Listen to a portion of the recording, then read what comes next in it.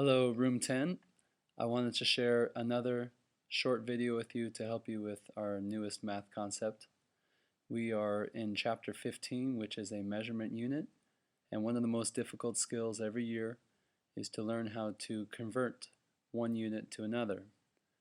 I've written 3 helpful steps that I think will help students out. No matter what units you're using, the steps always work the same.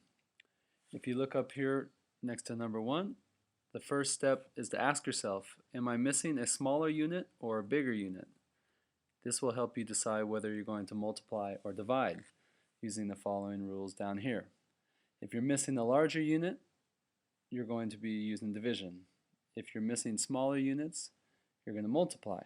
And I've set an example over here. 4 yards equals how many feet? Feet is the missing unit, and feet are smaller than yards, so we're going to multiply. Second step is to find the equivalent. This is something that is helpful to memorize and remember, but not something that's required. You can always look it up. You just have to know the equivalent between the 2 units you're using. We're using yards and feet, and I know that 1 yard is equal to 3 feet. So this tells me I'm going to be multiplying by 3 to help find my answer. The last step is to multiply or divide, in this case multiply, to solve the answer. We originally had 4 yards. We're going to multiply that by 3 because of this equivalent, and our answer will be 12 feet, telling us there are 12 feet and 4 yards. I wanted to do a couple of sample problems with you, both in length, which will be our first example, and capacity, 2 things we've worked on in class so far. Looking at this problem right here, we have 4 yards is equal to how many inches? Well, I know that inches are smaller, so I'm going to be multiplying. All I need to do is find my equivalent in the box that includes yards and inches, and you can see that 1 yard is equal to 36 inches. So I'm going to be multiplying 36 times 4 in order to find my answer. 4 times 6 is 24, 4 times 3 is 12, plus 2 is 14, to give me an answer of 144 inches.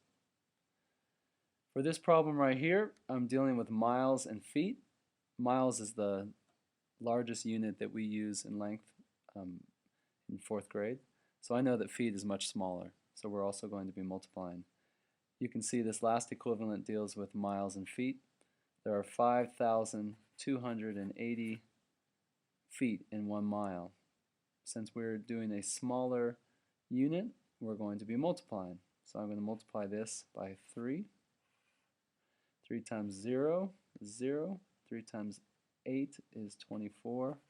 3 times 2 is 6, plus 2 is 8. 3 times 5 is 15, for a whopping 15,840 feet. Over here, for all you cooks, cups, pints, quarts, this is helpful. I suppose cooks might use smaller units as well. These are the ones we've been focusing on. We did a clever drawing in class to represent these equivalents as well. You might ask your kids, or kids if you're listening, share them with your parents. But we're going to use our rules up here to solve these problems as well. In this problem, we're trying to figure out how many quarts are in 8 cups. I know quarts are bigger. Since we're looking for a larger unit, we're going to be using division. So we're going to take the 8 cups we have, and we're going to divide it by the equivalent, whatever the equivalent is for quarts and cups. You can see the equivalent here is 1 quart is equal to 4 cups. So we divide this by 4, and our answer is 2. Last but certainly not least, 4 gallons is equal to how many quarts? Gallons are the largest unit of capacity that we use in 4th grade. Quarts, therefore, are smaller. Looking up the rules here, that tells me I need to multiply. So I take my 4 gallons and I multiply by the equivalent for gallons and quarts, which can be found here on this line. There are 4 quarts in 1 gallon. 4 times 4 equals 16. Therefore, our answer is 16. I hope this video helps you understand how to do some conversions. We will be doing some next week in the homework, and the kids will be taking a test towards the end of the week. I hope this video helps. Thank you.